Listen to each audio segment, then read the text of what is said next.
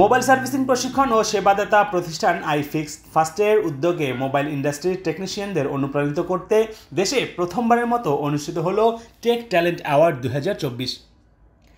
মঙ্গলবার রাজধানীর শাহবাগে জাতীয় জাদুঘর মিলনায়তনে আয়োজিত এক অনুষ্ঠানে 150 জন মোবাইল সার্ভিসিং শিক্ষার্থীকে সনদ ও 80 জন মোবাইল সার্ভিসিং টেকনিশিয়ানকে এ সম্মাননা জানানো হয়।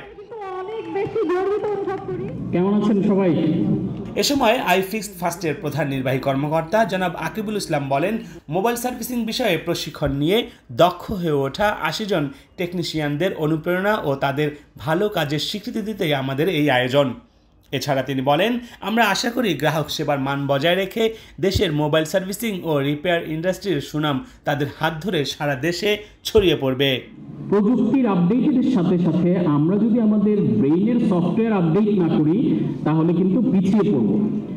একজন গাইড করার মতো ব্যক্তি কতটা ইম্পর্টেন্ট। এছাড়াও অনুষ্ঠানে অতিথি হিসেবে উপস্থিত ছিলেন জনপ্রিয় টেক ইউটিউবার ওয়াহিদুজ্জামান ও মোহাম্মদ সোহাগ মিয়া সহ বিভিন্ন প্রতিষ্ঠানের টেকনোলজি বিশেষজ্ঞরা। রাকিব হাসান, বার্তা 24, ঢাকা।